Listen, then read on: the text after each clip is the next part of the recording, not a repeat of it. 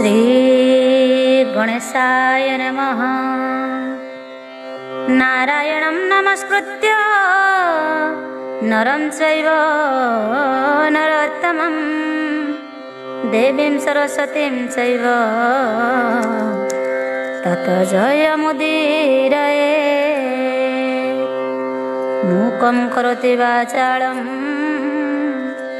पंगुं लङ्घयते गिरिं यत्कृपातमहं वन्दे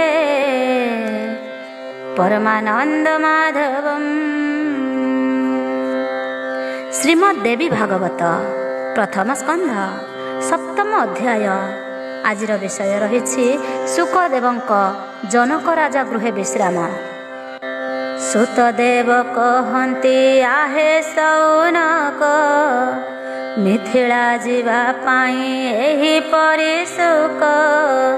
कहिण पितांकर चरण कमले पड़िण कर जोड़ी जोड़िण कहिले हे महाभाग पितृदेव अग्र पूज्य आपणकर वाक्य मोर शिर धार्य। जनकंक पालित विदेह दर्शने हे जनक मोहर बांछा हुए मने। तुम्भर आज्ञा घेने मुझीबी क्षण अनुमति प्रदान करंतु आपण।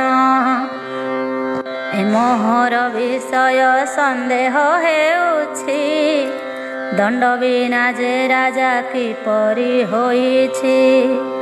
दश दंड विधान नथिले राज्ୟରେ न रहन्ति प्रजाए धर्म मार्गरे। अनुमाने कहिण छन्ति मनुमाने दश दंड विधाने विविध विधाने। दंडर दंड बिना सेहि दंडधारी धर्म रक्षा करन्ति कि उपेक्षा करी। मो माता बंध्या बोली कहिले नंदन असत्य उपहास नुहे कि वचन। से परि हे जनक जनक विषय असत्य उपहास जनाए निश्चय। जहा हेउ मिथिला यात्रा मु करिबी अनुमति प्रदान कर थरे जीवी। सत्यवती नंदन व्यास सेहि काले मिथिला जीवा वांछा विशेष देखिले। परम ज्ञानी पुत्र निर्लोभ सुकंकु आलिंगन करिण कहिले वाक्यकु। हे प्रियतम पुत्र हेउ तो कल्याण चिरायु हुआ वत्स जाओ एही क्षण। मु सत्य कहे बाप तू जाओ अवश्य मिथिलारु फेरिण मंगल रे आस। केते मात्र काहार आश्रमे न जीवु प्रवेशिबु मोहर आश्रम रे बाबू।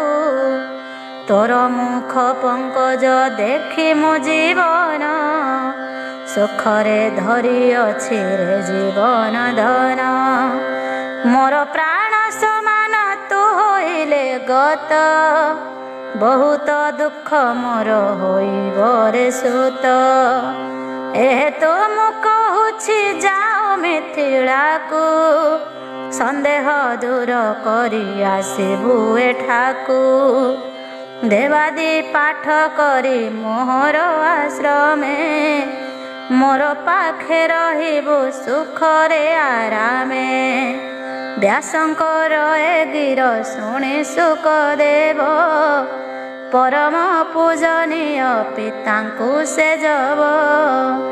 नमस्कार करिण कले प्रदक्षिण शुभ भेळे बाहार होइले तक्षण। धनुर्मुक्त सुसर पराए गमिले हनुभाप परि से द्रुत गति कले। विदेश देश आदि गले लंघि करी देखिले नाना धन उपार्जन ଉପାର୍ଜନକାରୀ ନାନାବିଧ ନାରଙ୍କୁ କଲେ ବିଲୋକନ ନାନାଦି ତରୁ ରାଜି ହେବାର ଶୋଭନ କେଉଁଠାରେ ଶସ୍ୟ ସମ୍ପୂର୍ଣ୍ଣ କ୍ଷେତ୍ର ବୟ ଦେଖିଲେ ତପଯୁକ୍ତ ତାପସ ସମୂହ କେଉଁଠାରେ ଯାଜ୍ଞିକେ କରୁଛନ୍ତି ଯଜ୍ଞ କେଉଁଠାରେ କରନ୍ତି ଯୋଗ ଯୋଗାଭିଜ୍ଞ ବାନପ୍ରସ୍ଥ ଆଶ୍ରମୀ ବନବାସୀ ମାନେ ମହାତ୍ମା ଗଣ ଅଛନ୍ତି କେଉଁ କେଉଁ ସ୍ଥାନେ ଅଛନ୍ତି କେଉଁ ସ୍ଥାନେ ଶୈବ ଶାକ୍ତ ସୌର ପାଶୁପତ ବୈଷ୍ଣବେ କରି ଆପେ ଘର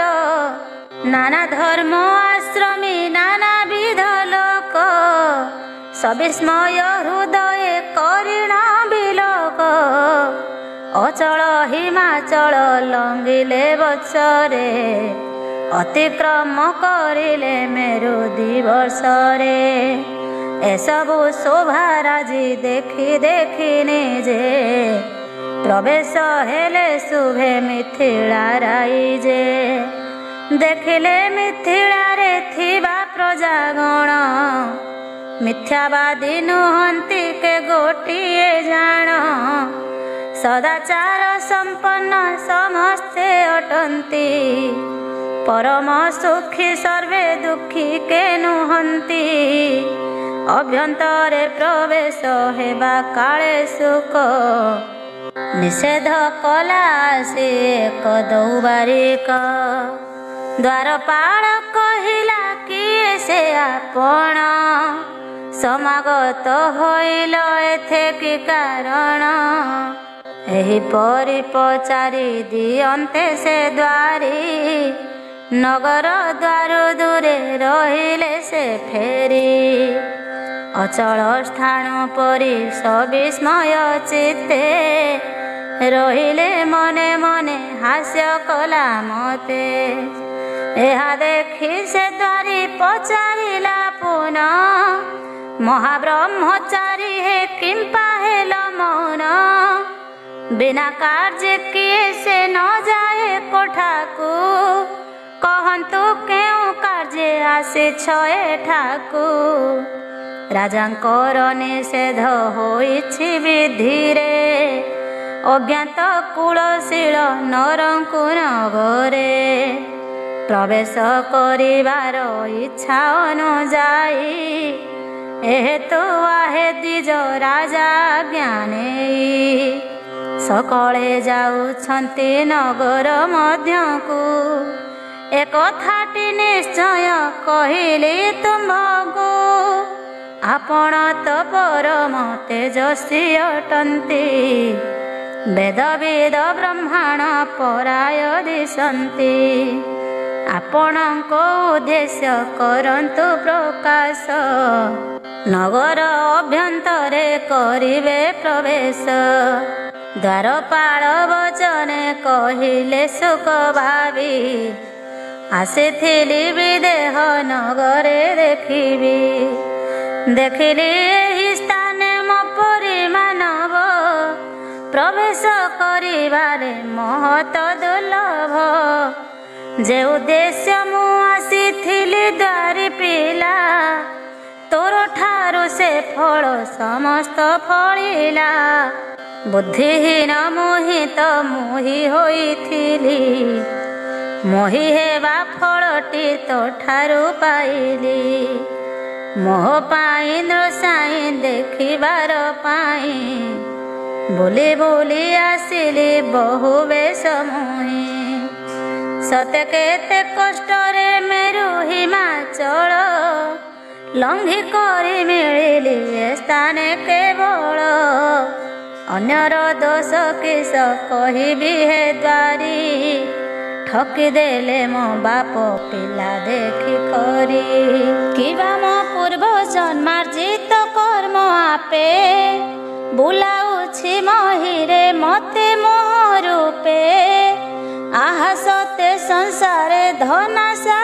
କେବଳ ମହାମୋহে ବୁଲାଏ ବୁଲାଏ ସକଳ ଧନାଶା ନାହିଁ ମୋର ତଥାପି ଭ୍ରମେ ଭ୍ରମେ ଏତେ ଦୂରେ ଠାରେ ମିଳିଲି ମୁଁ ଶ୍ରମେ ଜାଣିଲି ଆଶା ଶୂନ୍ୟ ଜଳ ମୋହ ଜାଲେ ପଡ଼ିଲେ ହେଲେ ନିତ୍ୟ ସୁଖ ତାକୁ ମିଳେ ମୋର କେଉଁ ବିଷୟ ଆଶା ନାହିଁ ଲେଶ ମୋହ ସିନ୍ଧୁ ତରଙ୍ଗେ ଦେଖ ମୁଁ ପ୍ରବେଶ ଦେଖ ହେ ମେରୁ ହିମାଚଳ ସେ କେଉଁଠେ ଏ ମିଥିଳା ନଗର ଅଟଇ କେଉଁଠେ ଆସିଲି ଚାଲି ଚାଲି ବୁଲି ବୁଲି ସିନା ମିଳିଲା ଆସିବାର ଫଳ ଦ୍ୱାର ମନା କହି ମୋତେ କେବଳ ଠକିଛନ୍ତି ଭାବ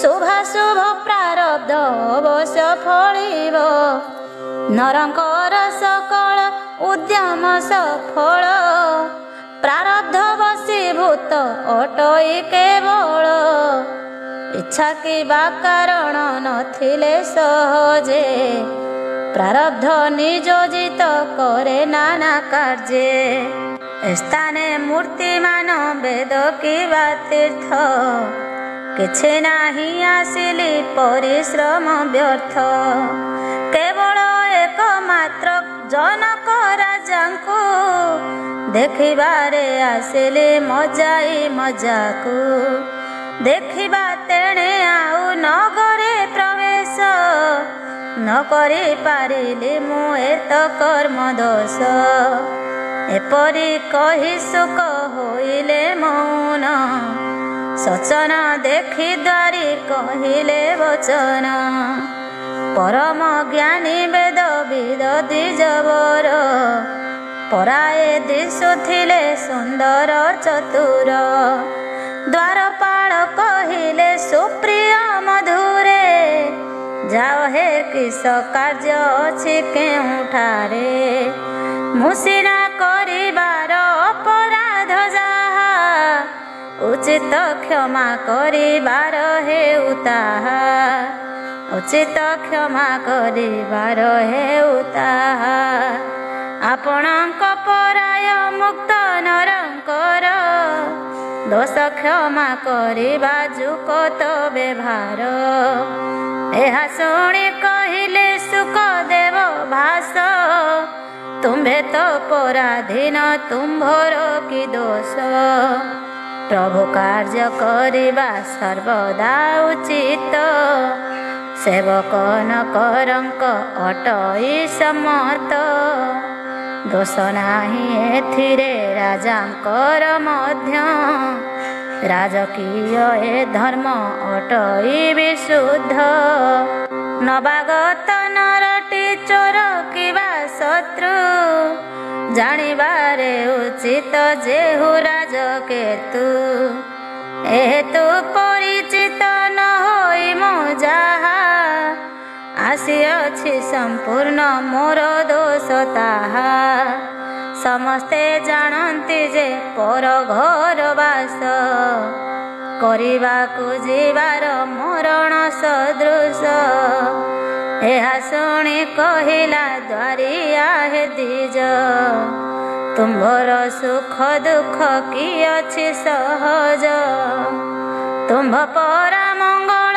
ଅଭିଳାଷୀ ଜନ କର୍ତ୍ତବ୍ୟ କାର୍ଯ୍ୟରେ ବା କେଉଁ ପ୍ରୟୋଜନ କେ ଅଛି ବା ତୁମ୍ଭର ଶତ୍ରୁ ମିତ୍ର ହୋଇ ଏ ଉପଦେଶ ମୋତେ କହନ୍ତୁ ବତାଇ ସୁକଦେବ କହିଲେ ଆହେ ଦ୍ୱାରପାଳ ମାନବଙ୍କ ମାନସ ଦୁଇ ମତ ଭାଳ ରାଗି ନର ବିରାଗୀ ନର ଏ ଦ୍ୱିବିଧ ଏ ବିଧିରେ ଦ୍ୱିବିଧ ମନେ ହୁଏ ବୋଧ ସେ ରାଗି ନର ପୁଣି ଅଟେ ଦି ପ୍ରକାର ମୂର୍ଖ ପୁଣି ଆବର ଅଟଇ ଚତୁର ବିରାଗୀ ପୁରୁଷଟି ଅଟେ ତିନି ଜାତି ଜ୍ଞାତ ପୁଣି ଅଜ୍ଞାତ ମଧ୍ୟମ ଅଟନ୍ତି ଚତୁର ପୁରୁଷ ହିଁ ଦି ପ୍ରକାର ହେଜ शास्त्र जे बुद्धि जो ए दुई सहज बुद्धि जो अच्छी मध्य से ही दुई भेदे युक्तायुक्त पुरुष उक्त अच्छी वेदे सुखवाक्य संशय कहिला से द्वारी न बुझिली तुम्भर वचन चातुरी आहे द्विज सतम विस्तारी यथार्थ कहिबा हे ओ मते समुदाय अर्थ सुखदेव कहिले अनुरागी संसारे अनुराग जाहार से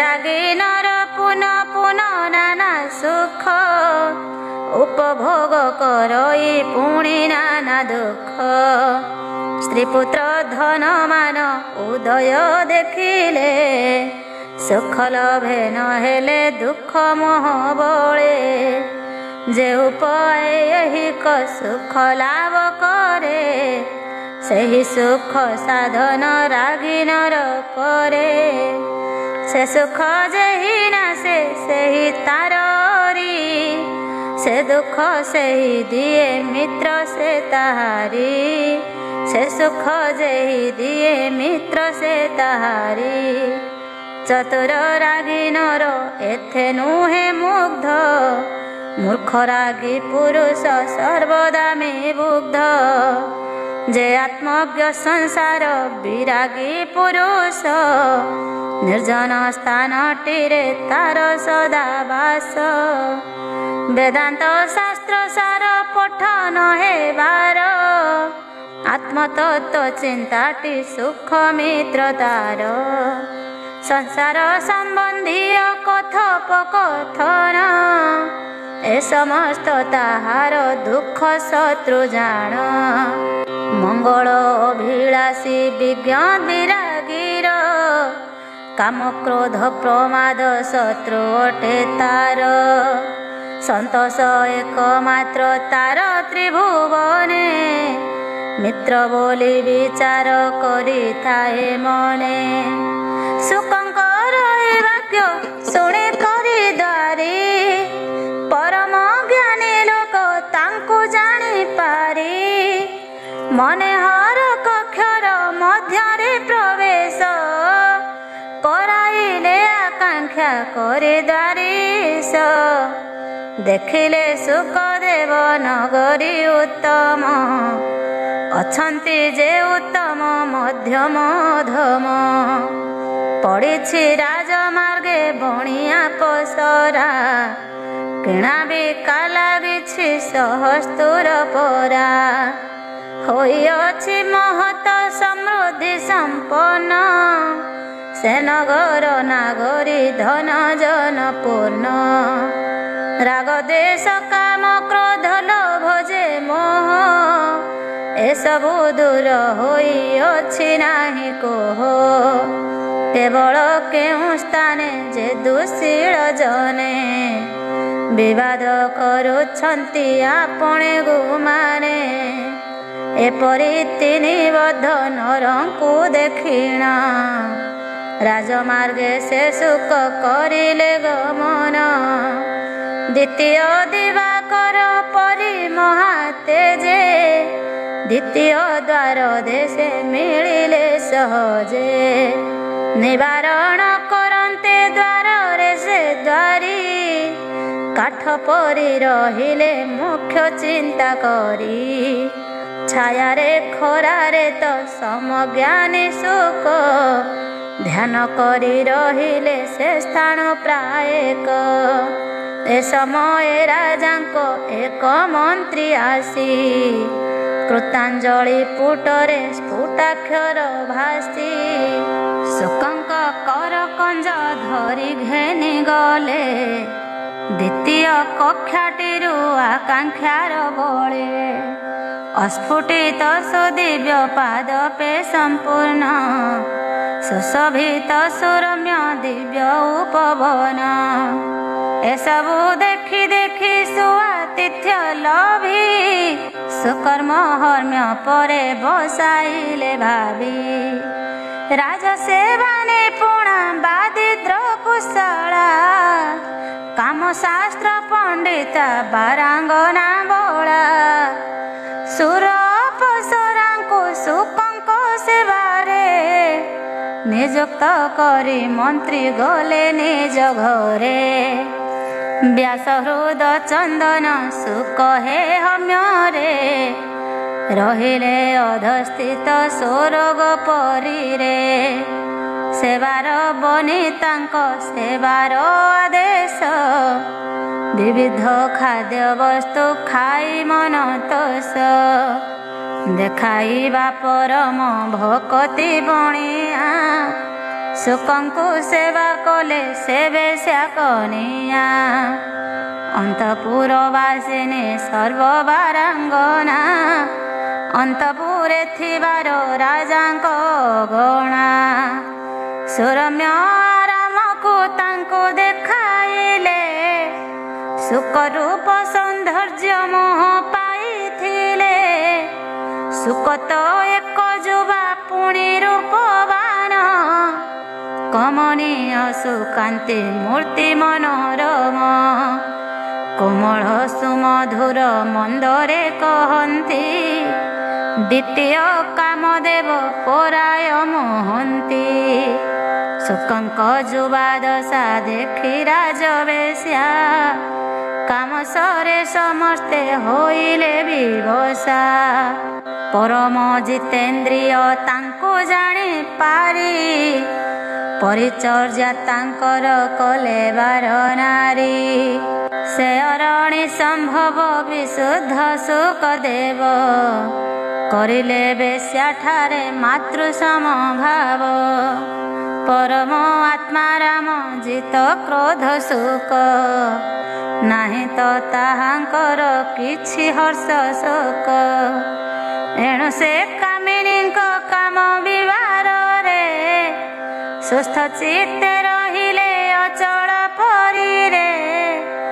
ନିଶା ଯୋଷା ପ୍ରବେଶ ହୋନ୍ତେ ବାର ଯୋଦ୍ଧା ସୁକଙ୍କ ଶୟନାର୍ଥେ ହୋଇ ନିରଳସା। ଅତ୍ୟୁତ୍ତମ ବିସ୍ତାର ରମ୍ୟ ସୁସଜ୍ଜିତ ପ୍ରସ୍ତୁତ କରାଇଲେ ସଜ୍ଜା ପରିଷ୍କୃତ। ଏକାଳେ ଯଥାବିଧି ପାଦ ଧୋଇ ପୁଣି କୁଶବଟୁ ଘେନିଣ ସୁକବଟୁ ମୁନି। ସାୟ ସନ୍ଧ୍ୟା କରିଣ ଧ୍ୟାନସ୍ଥ ହୋଇଲେ ପ୍ରହର କାଳ ଯାଏଁ ବ୍ରହ୍ମ ଧ୍ୟାନ କଲେ। ମଧ୍ୟର ଦ୍ୱିପ୍ରହର ସୁଖେ ନିଦ୍ରା ଯାଇ ଶଯ୍ୟା ତ୍ୟାଗ କରିଲେ ଉତ୍ଥାପନ ହୋଇ। ନିଶା ଶେଷ ପ୍ରହର ଥାଉ ପୁନର୍ବାର ବ୍ରହ୍ମ ଧ୍ୟାନେ ଧ୍ୟାନସ୍ଥ ହୋଇଲେ ସତର। ପ୍ରାତଃକାଳେ କରିଣ ସ୍ନାନ ପ୍ରାତକୃତ୍ୟ ଯଥାବିଧି ସମସ୍ତ କଲେ ସମାପତ। ସମାଧିରେ ହୋଇଲେ ପୁଣି ଉପବିଷ୍ଟ କରିଦେଇ ଆପଣା ମାନସ ସନ୍ତୁଷ୍ଟ। ବେଶ୍ୟାଙ୍କ ଆଶାଲତା ନିଷ୍ଫଳ ହୋଇଲା ସୁକଙ୍କ ଜିତେନ୍ଦ୍ରିୟ ପଣିଆ ମିଳିଲା। ଏହିଠାରେ ଶ୍ରୀଦେବୀ ଭାଗବତଙ୍କରେ ପ୍ରଥମ ସ୍କନ୍ଧଟିର ମହାପୁରାଣରେ ମିଥିଳା ଅନ୍ତପୁରେ କୂଳଟା ମଧ୍ୟରେ ସୁକଙ୍କ ଜିତେନ୍ଦ୍ରିୟ ପ୍ରକାଶ ବିଧିରେ 17 ଅଧ୍ୟାୟଟି ହେଲା ସମାପତ। ସତ୍ୟସନ୍ଧ ଇନ୍ଦ୍ରିୟ ଜିତ ବ୍ୟାସ ସୁତ ବାଲାଜୀ ରଣା ମନ ଭ୍ରମର ହୋଇଣ ସଦା କୃଷ୍ଣ ପଦରେ କରୁ ଯେ ଭ୍ରମଣ। ଅଷ୍ଟାଦଶ ଅଧ୍ୟାୟ ସୁକଦେବ ବ୍ୟାସଦେବଙ୍କ କଥୋପକଥନ। ସୁତ ଋଷି କହନ୍ତି ଶୁଣ ହେ ସନକ ଗୁରୁପୁତ୍ର ଆସିବା ଦେଖିଣ ଜନକ। ପୁର ପୁରୋହିତଙ୍କୁ ଆଗରେ ଚଳାଇ ମନ୍ତ୍ରୀଙ୍କ ସହିତରେ ଗହଣ ଲଗାଇ पवित्र प्रेम भावे सुखदेवंकर प्रत्यागम करिले जनक नृवर पाद्यर्घ्य देन करिले अर्चन अत्युत्तम आसने करि समासीन प्रीति हेतु स्वपयस्विनी गाई देले कुशल समाचार पचारि बसिले सुखदेव राजांक घेनी पूजा विधि निज शुभ वार्ता कहिले संपादी राजदत्त आसने सुखरे बसिण राजांकर कुशल पचारिले पुण शांतरुद से व्यास पुत्र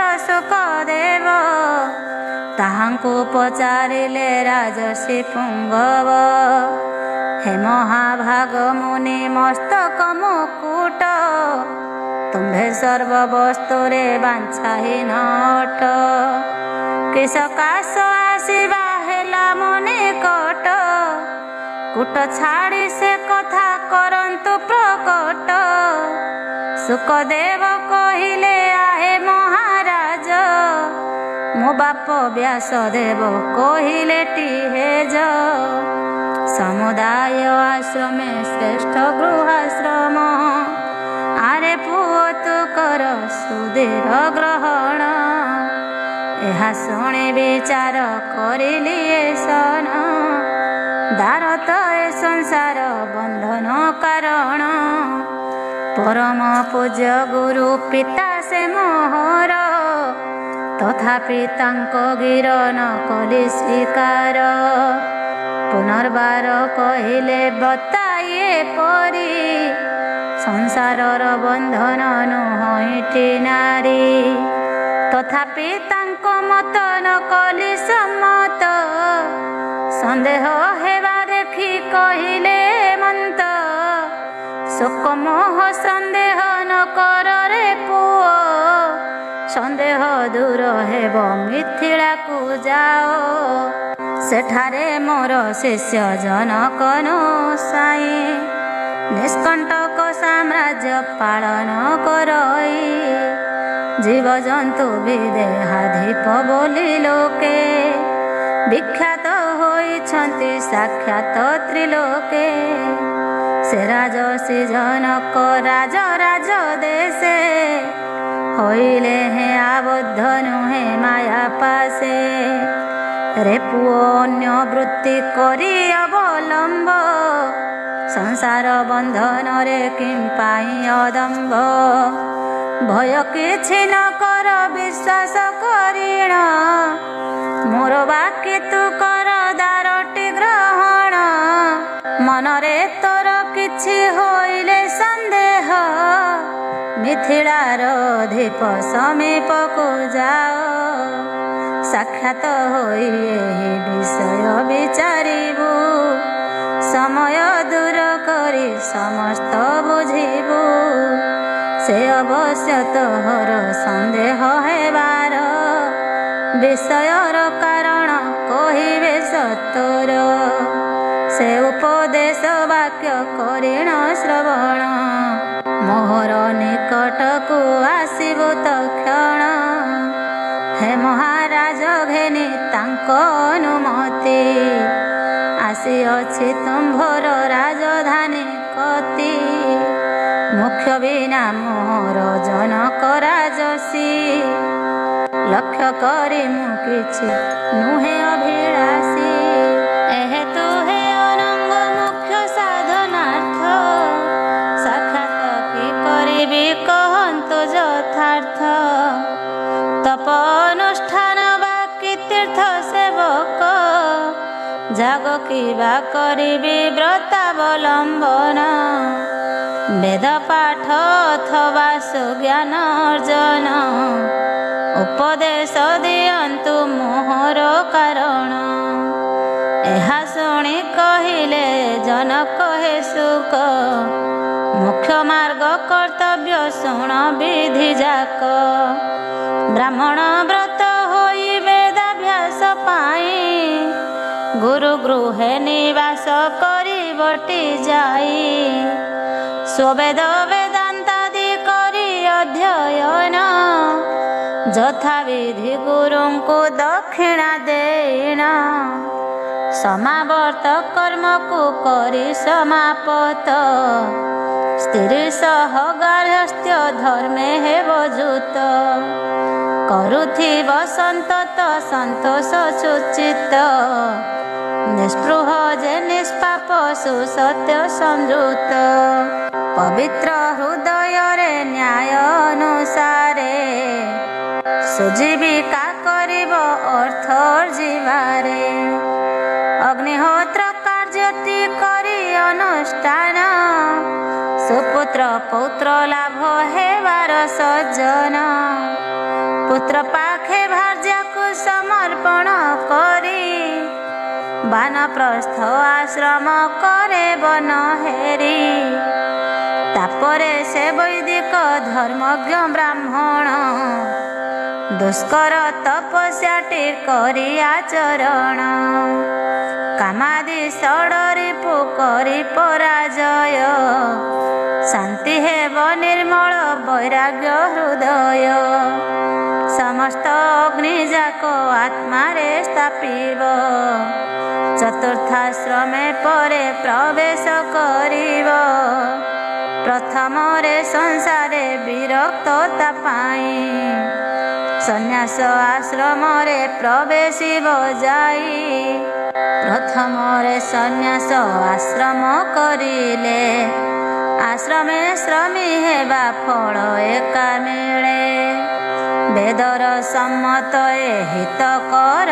वाक्य एथिरे मो संपूर्ण विश्वास हे सुख 48 प्रकार वेदर संस्कार उल्लिखित होइछि संशय न कर से मध्यरु 24 प्रकार प्रत्यक्षे विचक्षण कहन्ति अछि गृह पक्षे मुख्य अभिलाषी मानकर संस्कार अछि 8 प्रकारे से तो कष्टकर श्रेष्ठ माने कहन्ति पूर्वरु एपरि श्रेष्ठ अटे वैदिक जेउ ब्रह्मचारी क्रमे क्रमे प्रथम आश्रमादि करी प्रवेश करुथिब आहे तपचारी एहा शुणी कहिले सुख महातोषे महाराज जनक राजर्षिंक पासे ज्ञानी ज्ञान बलरे अंतरे निर्मले वैराग्य तपनटी उदय होइले संसारर सार कारागार गृह आश्रम रे विश्राम करिब कि कह कियबा सर्वत्याग करी महारणे निवास करिब ना संतोष कारणे एहा शुणी कहिले जनक राजन कि कहिबि तुम्भे तो गुरुंक समान बलवंत इंद्रिय जोगे जुबा काले बसीभूत नुहंती विवेचना बळे सुविचार बळे इंद्रिय हेले बस विचार मानसरे न करी विश्वास देखा जाए देख हेबे पूर्व काले महामहा जोगी इंद्रिय सबले कौनसी प्रकार मानस विकार आकारटी जन्मई संशय न कर भावी करी देखिबा हुअन्तु आपण मानसर विकार होइले जन्म से केवल सन्यास आश्रमी होइछि ताहाकु ए विषम संकट पीड़ुछि विकार जात हेले भोजन रे मन शयन इच्छा हेब आत्मज दर्शन पतित नारी हेले सुख भोग इच्छा ପତିତେ ରମିବାକୁ ବଳାଇବ ବାଞ୍ଛା। ମନୁଷ୍ୟର ଇନ୍ଦ୍ରିୟ ଅଟଇ ଦୁର୍ଜୟ। ଏକବାରେ କନ୍ଦର୍ପ ନ ହୁଅଇ କ୍ଷୟ। ଏହେତୁ ଏ ଇନ୍ଦ୍ରିୟ ଜିଣିବାକୁ ଆଗ। କ୍ରମେ କ୍ରମେ ଆଶ୍ରମେ କର ପରିତ୍ୟାଗ। ଉଚ୍ଚସାଇ ମାନବ ପଡ଼େ ସିନା ତଳେ। ଉଚ୍ଚସାଇ ନର କି ଭୟ କରେ ତିଳେ। ସେପରି ଏକାବେଳେ ଉଚ୍ଚତମ ଧର୍ମ। ଆଶ୍ରୟ ନେଇଥିଲେ ସନ୍ନ୍ୟାସ ଆଶ୍ରମ। ବିକାର ଜାତ ହେଲେ ନାଶ ହୁଏ ସିନା। ପ୍ରକୃତ ପଥ ତାକୁ ମନା ମହାମନା। ପିମ୍ପୁଡ଼ି ଯେ ରୂପରେ ଗଛ ମୂଳ ଦେଶୁ। ଶିଖା ପ୍ରାନ୍ତ ଯାଇ କ୍ରମେ ଅନାୟାସୁ। କ୍ରମେ କ୍ରମେ କରିଣ ଆରୋହଣ ଆଗ। ଅଭୀଷ୍ଟ ଫଳ ସିନା କରେ ଉପଭୋଗ। ସେପରି ଉଚ୍ଚତମ ସନ୍ନ୍ୟାସ ଆଶ୍ରମ। କ୍ରମେ କ୍ରମେ ଯାଇ ମାନବ ଉତ୍ତମ। ତେବେ ସିନା ଅଭୀଷ୍ଟ ଫଳ ଲାଭ ମୋକ୍ଷ। କର ତଳେ କରାଇ ଠୋଳ ସେ ପ୍ରତ୍ୟକ୍ଷ। ପକ୍ଷୀଗଣ ଦେଖାଇ ସ୍ୱପକ୍ଷର ବଳ। ବିଘ୍ନ ଶଙ୍କା ନ ଥାଇ ଉଡ଼ନ୍ତି କେବଳ। ହାଲିଆ ହୋଇ ପଡ଼େ ପଡ଼ି ଯାନ୍ତି ତଳେ। ଗନ୍ତବ୍ୟ ସ୍ଥାନ ଟିକି ନ ଯାଆନ୍ତି ବଳେ। ପିମ୍ପୁଡ଼ି ଦେଖ କ୍ରମେ ବିଶ୍ରାକୁ ଯେ ନେଇ। ସୁଖେ ଯାଇ ଅଭୀଷ୍ଟ ଫଳଟି ଖାଇ। ସେପରି ମନ ଅଟେ ଅତ୍ୟନ୍ତ ଦୁର୍ଜୟ। ଯୁବା କାଳେ କାମକୁ କେ କରିବ ଜୟ। ଏହେତୁ ଯଥାକ୍ରମେ ଆଶ୍ରମ ଧର୍ମରେ। ପରାଜୟ କରିବ କାମକୁ ଶ୍ରମରେ। ଦେଖ କେ ଅଛି କିଛି ଗୃହାଶ୍ରମେ ରହି। ଶାନ୍ତଶୀଳ ପ୍ରକୃତି ସମବୁଦ୍ଧି ହୋଇ। ଲାଭ ଲାଭ ସମାନ ଜ୍ଞାନ କି ମାନସେ। ଆନନ୍ଦ ସମୟରେ ଦୁଃଖ ନ ପ୍ରକାଶେ। ଦୁଃଖ ଆସି ପଡ଼ିଲେ କରି ପରିହାର। ଅନୁଷ୍ଠାନ କାର୍ଯ୍ୟ କରେ ଯେବେ ନର। ତାହା ହେଲେ ଆତ୍ମାର ସାକ୍ଷାତ ଲଭଇ। ସନ୍ତୋଷ ଲାଭ କରି ମୋକ୍ଷ ପଦ ପାଇ। ସଂଶୟ ନାହିଁ ଏଥେ ହେ ଅନଘ ସୁଖ। ଦେଖ ରାଜା ମୋହି ଜୀବନ ମୁକ୍ତ ଲୋକ। ପଡ଼ିଲେ ଆସି ମତେ ସୁଖ ବା ଦୁଃଖେ। ଅଣୁମାତ୍ର ତହିଁ କି ନାହିଁ ମୋର ଲକ୍ଷ୍ୟ। ସ୍ୱାଧୀନ ଭାବେ ସଦା ଇଚ୍ଛାରେ ବୁଲଇ। ବିବିଧ ଭୋଗ ବସ୍ତୁ ଭୋଗ କରଇ। ଇଚ୍ଛା ହେଲେ କରଇ ମୁଁ ବିବିଧ କାର୍ଯ୍ୟ। ପରିଶେଷେ ମୋହର ମୁକ୍ତିଟି ସହଜ। କର୍ତ୍ତବ୍ୟ କାର୍ଯ୍ୟ କରି ସୁକଠୋର ତପେ। ମୋର ସମମୁକ୍ତି ଲଭିବ କି ଆପେ। ବେଦାନ୍ତ ଆଦି ଶାସ୍ତ୍ରେ ହୋଇଛି ଉଲ୍ଲେଖ। ଭ୍ରାନ୍ତି ମୂଳ ଜଡ଼ଟିଏ ଜଗତ ଯାକ। ଜଡ଼ମୟ ଦୃଶ୍ୟଟି ବସ୍ତୁ ଅଛି ପୁରୀ। ଅଦୃଶ୍ୟ ଚିତ୍ତ ଆତ୍ମା ବଦ୍ଧ ସେ କିପରି। କ୍ଷିତ୍ୟାଦି ପଞ୍ଚଭୂତ ଦୃଶ୍ୟ ହୁଏ ବୋଧ। ଏମାନଙ୍କ ଗୁଣଟି ଅନୁମାନ ସିଦ୍ଧ। ଆତ୍ମା ତ ସେହିପରି ନୁହେଁ ଅନୁମେୟ। ଦୃଶ୍ୟ ବସ୍ତୁ ଦ୍ୱାରା କି ବନ୍ଧନ ସେ କହ।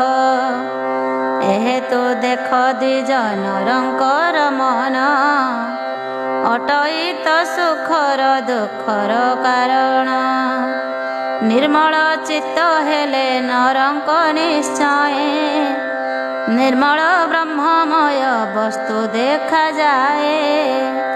पुनः पुनः भ्रमण कले तीर्थस्थान कदापि तो निर्मल न होई मन न होइले निर्मल सो मानस तीर्थ समस्त कार्य हुए नरंक निरर्थ देह की जीवात्मा की इंद्रिय चय मन बिना नुहे तो बंधन निश्चय मन एका नरंक मुक्तिर कारण मन एका अटई संसार बंधन आत्मार नित्य मुक्त अटे सदा शुद्ध चैतन्यमय से तो किबा हेब बध अतएव निर्मल शांत हेले मन विनाश हुई तो संसार बंधन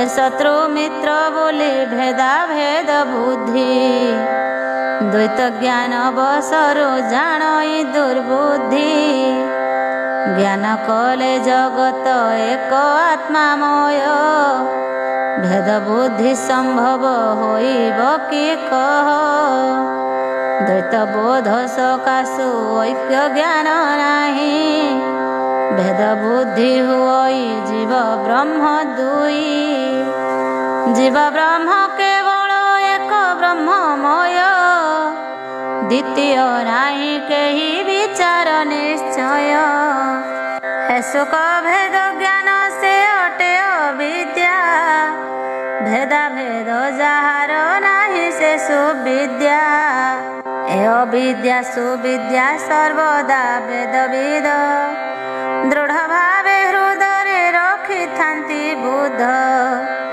आतप क्लेश भोग नहीं बानर की छाया सुख भोगरे इच्छा करई की सेही परी अविद्या न होइले बोध विद्यार प्रभाव की जानी पारे बुध से परी सत्य आदि सर्वगुण चय भौतिक पदार्थ रे करी थाए देह से परी मन आदि समस्त इंद्रिय स्वरूप रे स्वभावे थांती सविषय तेबे कह निर्लिप्त आत्मार की दोष निर्विकार व्यय से आत्मा पुरुष महात्मा गण सिना लोक शिक्षार्थ रे वेदर मर्यादा को रखती जत्न रे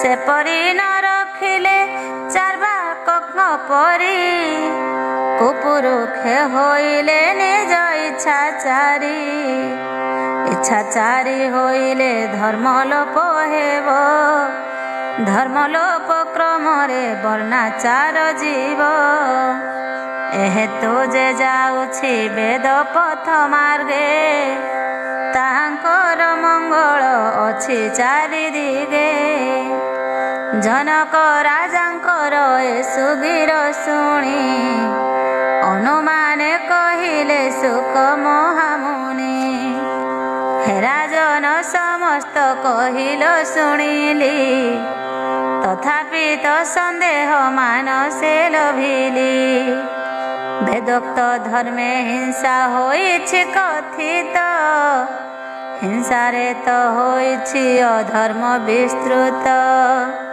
अधर्म हिंसा जुत वेदोक्त हे धर्म किपरि से करिब मुक्ति प्रदान वेदरे लेखा अछि सुरा ही पीब पशु हिंसा करिण आमिष भक्षिब श्रोत्रामणि नामरे अछि जेउ जाग से पत्र रे प्रत्यक्ष सुरापान आग एपरि नाना व्रते अछि अत्याचार द्युत क्रीड़ा विषय होइछि प्रचार तेबे कह वेदर धर्म अनुसारे मुक्ति जामी हुअन्ति नरे कि प्रकारे शुणिछि मो पूर्वरे शश बिंदु थिले सत्यसंध परम धार्मिक से बोले जागशील बदान्य नरंक नायक धार्मिक नरंकर अटंती पालक अपथगामींकर दंड विधायक शत्रु पापी समूहे शेर विबालक करुथांति वेदोक्त यज्ञ अनुष्ठान गोमेध आदि करी बहुत राजन जाग से जागक गणंकुत क्षणे बहुत दक्षिणा को दियंती आपणे ताहांक जाग जाव बध चर्म राशि पदारे गदा हे बाकी कहिबा बेसी विंध्याचल पर्वत आसिकी एठारे बंधा होई अचले अछि एक ठारे से चर्म पर्वत रे मेघ नीर वर्षु सुपकार होइण क्लेश जात बसु चर्मवती नाम रे हेला एक नदी पवित्र व्रती से तो अटे अद्यावधि अचला कीर्ति रखी से राजा भूलोके कि आश्चर्य गमन कले स्वर्ग लोके हे राजा जहा हेउ हिंसा पूर्ण वेद धर्म रे मोर आत्मा न हुई शुद्ध पुणे देख जे नर नारी सहवासे करि थाए सुख को भोग काम बसे से नारी रति रंगे संग हेले भंग अत्यंत क्लेश लभी भोग करे अंग एपरी जे मानव कह से कि परी जीवन मुक्त होइबो आहे दंडधारी शोकंकर संदेह गिर राजा शुणी कहले से अटंती वक्ता शिरोमणि आहे सुख यज्ञ रे हिंसा हेबा जीव अहिंसा बोली ताकू कहंती माधव निजर अनुराग हेतु नुहे नाश हेतु से प्रकृत अहिंसा अवश्य काष्ठ अग्नि जगरे धूमर उद्भव काष्ठ अग्नि अजगे धूमर भाव से परिवेद हिंसा अनुराग जोगे दोष कूल अटई निर्दोष जोगे विषानुरागींक खाद्य इच्छा हिंसा प्रकृत दोषाश्रित आहे महाजोषा इच्छाहीन नरंक किछि दोष नाही मिछ नुहे संदेह न कर गोसाई एहेतु जे पुरुष विरागी अटई अहंकार रहिते से जहा करई वेद विद मानव ताकु न मानंती अजृत बोली दोषारोपण करंती प्रकृत देख से ही विषय आसक्त रागर बसीभूत जे अटे गृहस्थ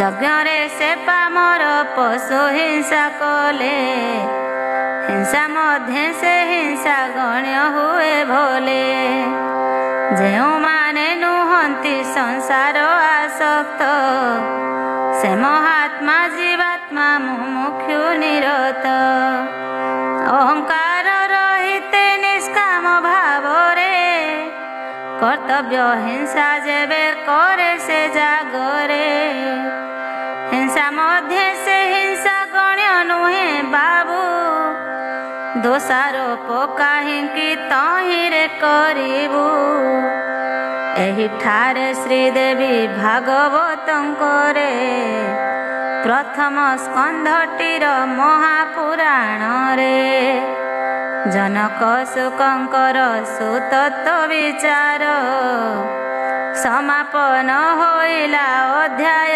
18। जय जय महता सुर विमर्दिनी जय जय महसासुर विमर्दिनी विजया रक्त बीज मस्तक छेदिनी तुन्नरे अनुकंपा करिया गो मात पुनः कर ए ग्रंथ टई महत विस्तीर्ण भवानबु बालाजी रणाकु उत्तीर्ण कर देवी जना।